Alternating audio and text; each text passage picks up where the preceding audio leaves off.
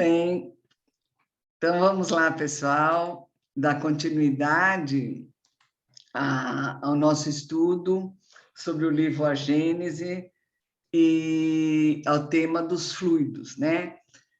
Nos dois encontros que já tivemos anteriores, a gente vai percebendo quanto Kardec, ao falar dos fluidos, está nos preparando para entendermos melhor o próximo capítulo, que é quando ele aborda as curas de Jesus.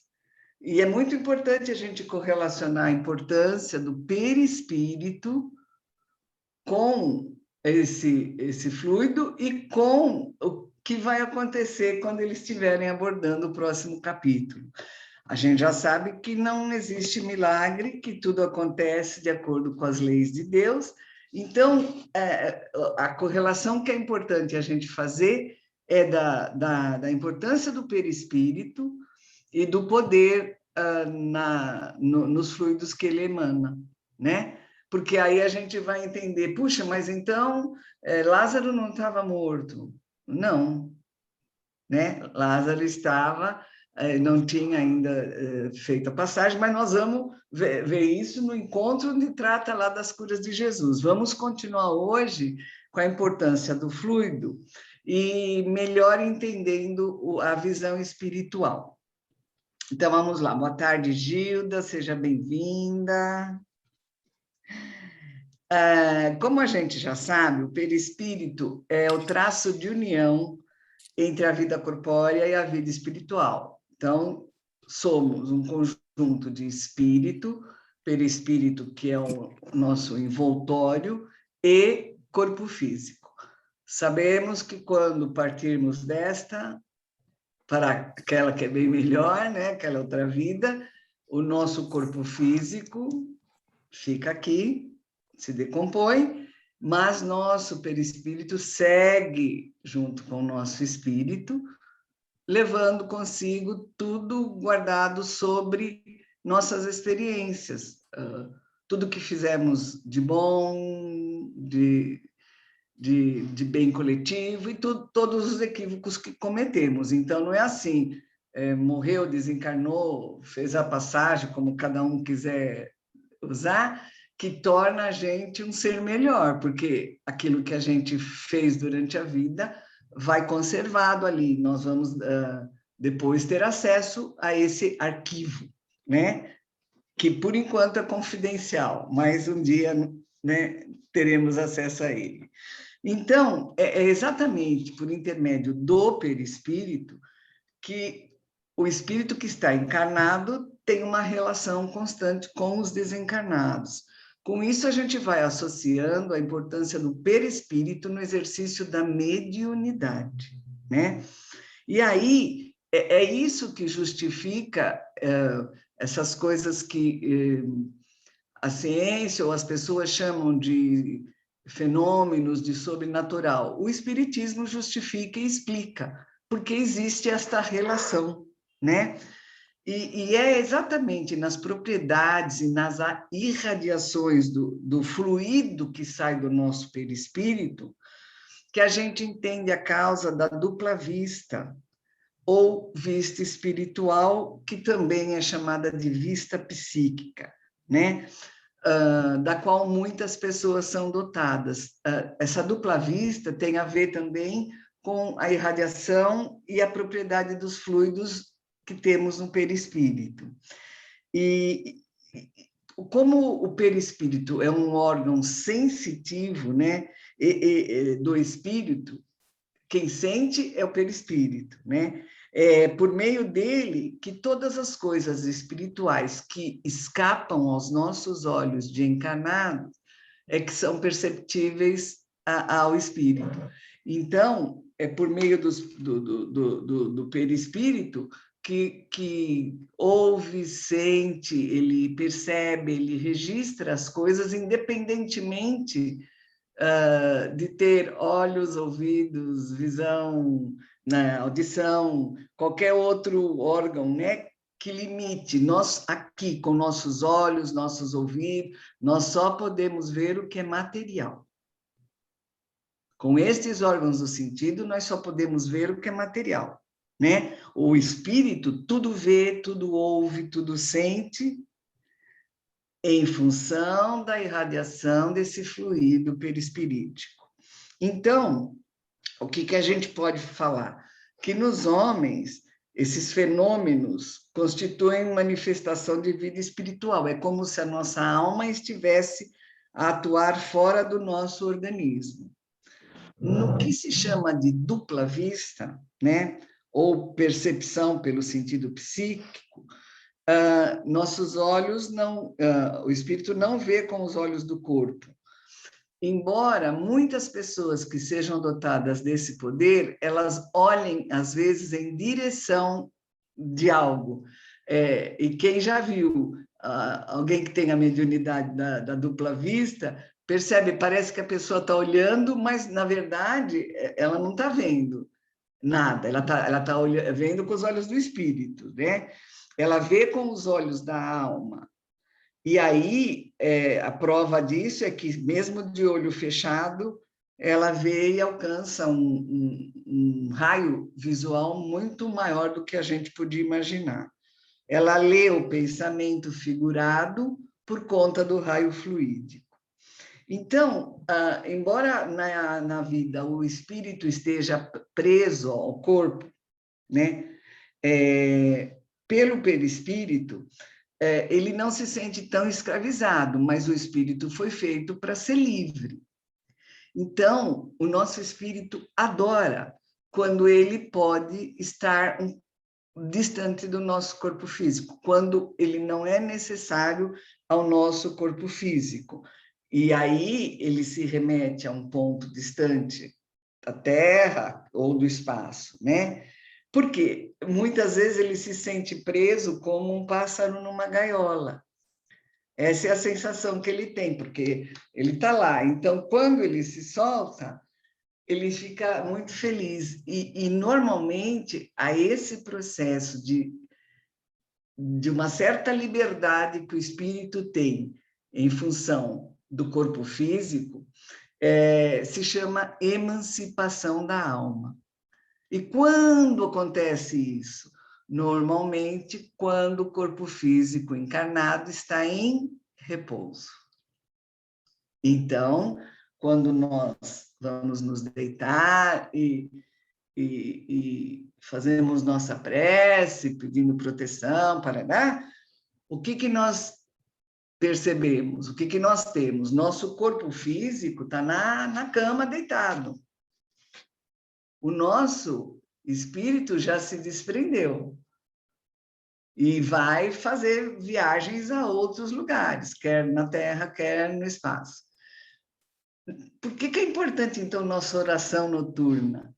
Pedindo que a gente possa visitar boas pairagens, que a gente possa estar em lugares que nos tragam novos conhecimentos ou esclarecimentos.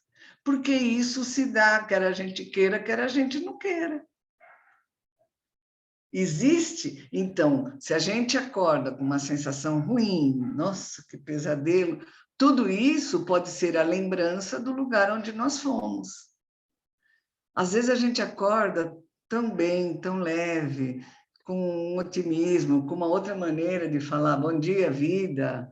Isso também é resultado do lugar onde nós estivemos durante essa peregrinação noturna.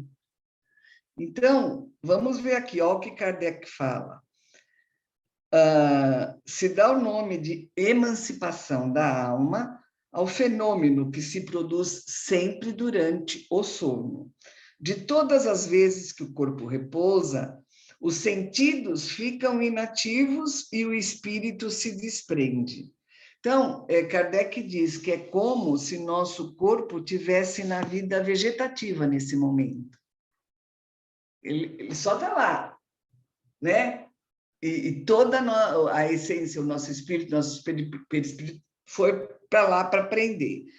E então ele fala assim, nesses momentos, o perispírito, o espírito vivem em plenitude a vida espiritual, o corpo apenas a vida vegetativa. Então, ele reitera isso.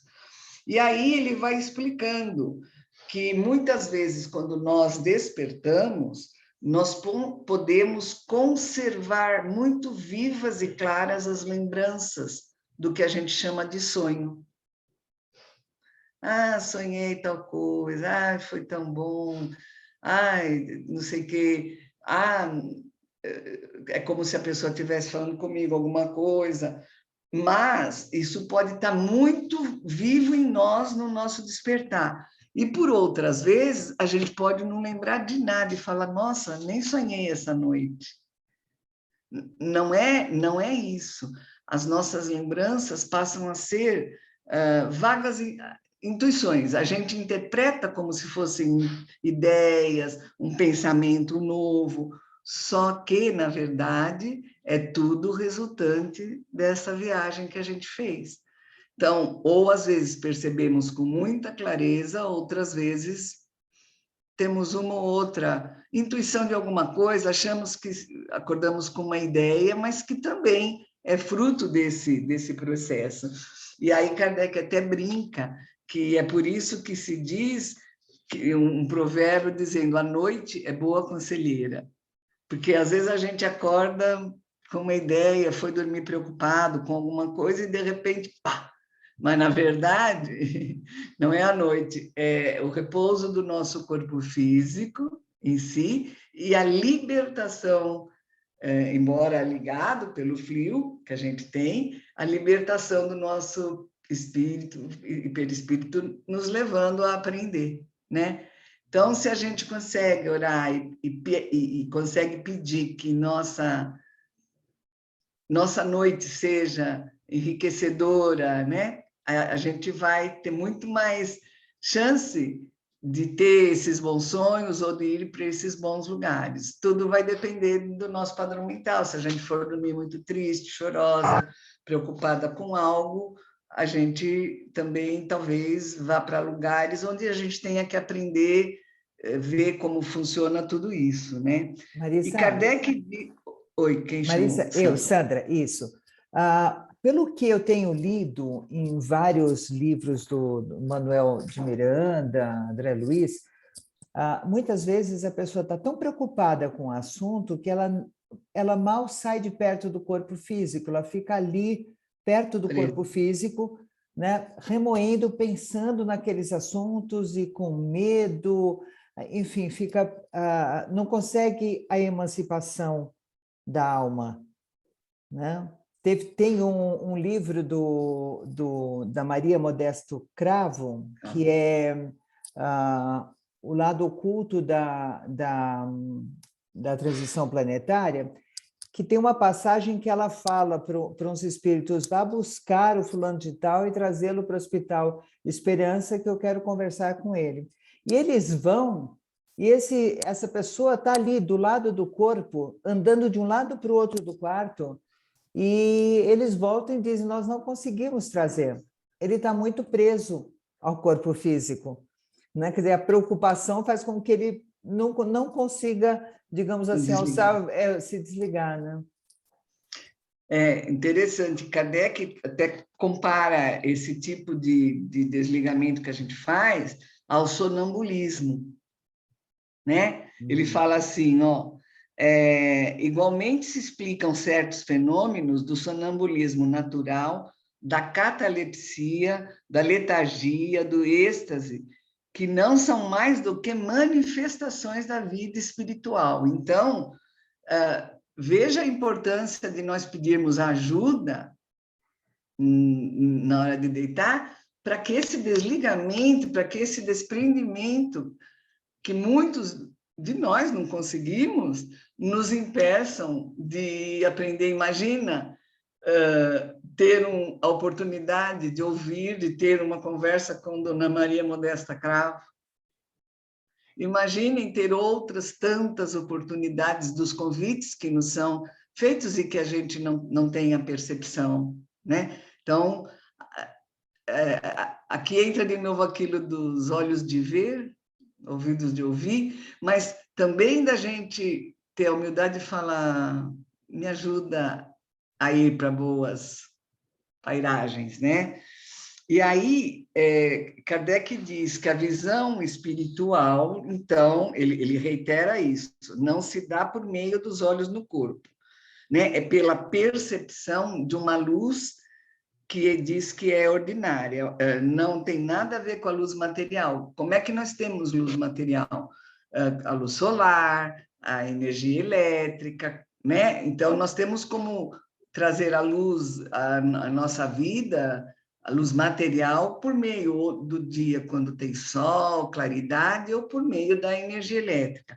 Mas diz que essa luz espiritual, ela é tão luminosa, né? E que ela não confere nenhum obstáculo para que a pessoa que é dotada dessa dupla vista enxergue, né? Não tem opacidade, não importa. Então, ela falou assim, nem distância, nem obscuridade. Então, diz que essa luz espiritual tem efeitos próprios, né?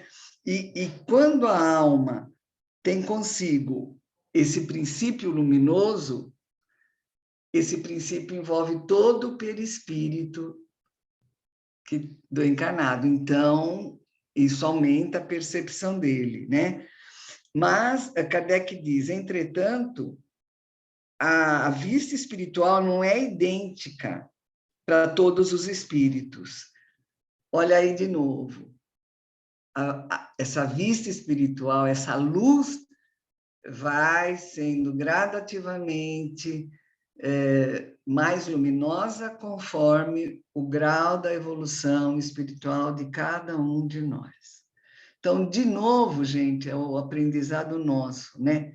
Não é igual para todo mundo, sou dotado dessa, vou ver. Não, não é assim, né? Ela é conforme a pessoa vai melhorando, vai fazendo sua reforma íntima, seu processo de transformação, suas ações no bem coletivo, no exercício do amor. E aí ele diz assim, em espíritos inferiores, essa luz ainda se acha enfraquecida. Então, diz que por conta de uma certa grosseria desse espírito, ela parece como que um nevoeiro, quando a gente não enxerga com nitidez, sabe? Tá embaçado? Alguém já pegou a estrada com aquele nevoeiro que não adianta ligar a farol, não adianta pôr o rosto lá no vidro, às vezes é melhor parar até que clareie, né? Para que você possa ver melhor. Então, Kardec explica que essa luz, ela vai se manifestando em diferentes graus, né? E conforme o grau do poder da faculdade, mais lúcida ela é. Então, diz que tem pessoas que conseguem, por meio dessa grande luz material, identificar enfermidades nas outras pessoas, identificar lugares que ela não conhece. Então, e descreve, né? Então, é muito interessante, ó. Com o auxílio dessa faculdade, certas pessoas veem o interior do organismo humano e descrevem as causas das enfermidades. A vista espiritual, portanto, faculta percepções especiais, né? Que não tem sede nos nossos olhos, nos nossos ouvidos, no nosso olfato, né? Tudo está fora da vida corporal, é fora do organismo, né? E aí, de novo, ele vai dando o exemplo do sonambulismo, onde o espírito está livre, mas atuando num corpo físico. Que é quando a pessoa ou anda, ou abre a geladeira, ou fala, tem pessoas que você conversa, né? A pessoa está dormindo, ela fala alguma coisa, você pergunta o que é, ela vai continuando a conversar com você, né? E aí ele diz, necessariamente incompleta e imperfeita é a vista espiritual nos espíritos encarnados. Tendo por sede a própria alma, o estado há de influir nas percepções que essa visão faculte. Então, Kardec explica que, a depender do grau de desenvolvimento inclusive, ele cita muito do desenvolvimento moral das criaturas, né? Durante o sono, no nosso estado de vigília, nós podemos ter 3 tipos de reações. Primeiro, perceber fatos materiais e reais como algo que acontecesse à nossa distância, numa localidade. Então, assim como tem aqueles que conseguem ver o corpo humano e dizer a causa de uma doença, durante o sono e nesse estado, as pessoas conseguem não só ver as causas da enfermidade, mas saber que remédios são convenientes ou não. Olha, gente, não só ver as causas das enfermidades, mas identificar os remédios. A segunda possibilidade que acontece é da pessoa perceber as coisas igualmente reais no mundo espiritual. Então, ela tem a percepção, não do mundo físico, mas que tem uma caneca como esta lá no mundo espiritual. Ela vai percebendo. E a terceira, às vezes a pessoa cria imagens fantásticas pela imaginação. Então, pelo poder do pensamento, a pessoa vai criando uma coisa, mas essa não é real, ela não existe, né? E essas criações também são sempre em função das disposições morais do espírito que a gera, né? Então, ele põe assim: pensamento de pessoas imbuídas de certas crenças religiosas e com elas preocupada, lhes apresenta o inferno, suas fornalhas, mas tudo isso é a criação da mente dessa pessoa, né? Os demônios, a tortura, se é assim que ela está pensando, que ela está projetando. Então, ele falou que tem que fazer uma distinção muito rigorosa dessas visões antes da gente poder dar crédito às coisas que a gente ouve, né? E ele diz: o remédio para a excessiva credulidade é o estudo das leis que regem o mundo espiritual.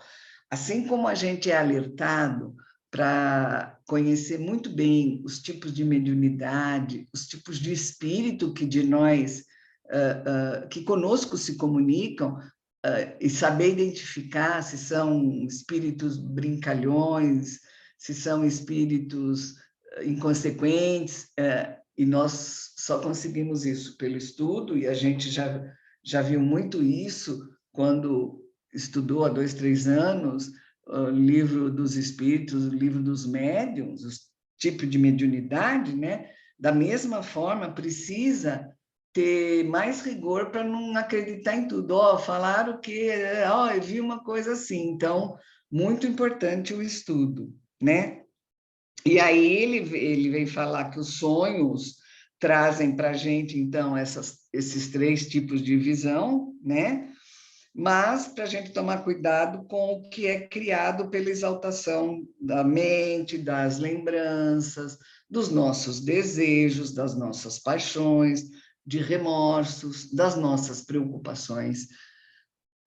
Imagina que nem a Sandra falou, o espírito não saía, ele estava tão querendo resolver aquela situação que o espírito não desprendia do corpo, ele rodava, né? Como alguém que está nesse estado vai conseguir uma boa solução para esse problema, né? Então, aqui fala das nossas preocupações, das necessidades do nosso corpo, né? Então, e também do espírito benévolo ou malévolo que se apresenta junto a nós. Então, de novo, a percepção é importante. E aí Kardec vem dizer para nós, nos itens 29 e 30, as questões da catalepsia, das ressurreições, e nós vamos vendo, né, que ele destaca: a matéria inerte é insensível. O fluido perispirítico igualmente o é, mas transmite ao centro sensitivo, que é o espírito. Então, o perispírito transmite sensações para o nosso espírito. E quando a gente tem alguma lesão dolorosa no nosso corpo, elas podem se repercutir, sim, no espírito, como se fosse um choque elétrico, né? E que é causado por intermédio desse fluido perispiritual. É como se ele tivesse nervos que fossem fios condutores. Então, eu sinto uma dor no meu abdômen e o meu espírito percebe que eu estou com dor, ele reage a essa dor. E ele diz que, por isso, muitos fisiologistas, muitos médicos não conseguem ainda descobrir a razão de dores que nós sentimos no corpo e que eles não conseguem identificar a causa.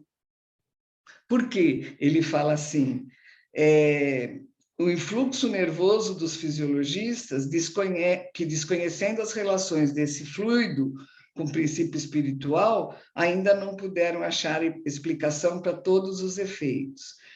Kardec ensina, a interrupção pode dar-se pela separação de um membro ou pela secção de um nervo, mas também, parcialmente ou de maneira geral e sem nenhuma lesão, nos momentos de emancipação ou preocupação do espírito. Dir-se-á que se podem evitar os homens subitamente mal intencionados. Ok, nós sabemos, se você acha que aquela pessoa tem uma má intenção com você, você muda seu caminho, você não frequenta mais o ambiente que aquela pessoa frequenta. Mas ele fala, isso é fora de dúvida, mas como fugiremos à influência dos maus espíritos que muitas vezes estão entre nós e se insinuam sem serem vistos? Então, ele diz que o meio é muito simples, depende da vontade nossa, né? E que nós conseguimos trazer conosco sempre o que é importante para nos preservar, para repelir isso, né? Então, ele fala, os dessemelhantes se repelem, os fluidos se combinam pela semelhança de suas naturezas. Existe incompatibilidade entre os bons e os maus fluidos, assim como existe entre a água e o óleo. Então, olha que legal. Se nosso padrão vibratório volta para a força do nosso pensamento, da nossa sintonia, está firme, está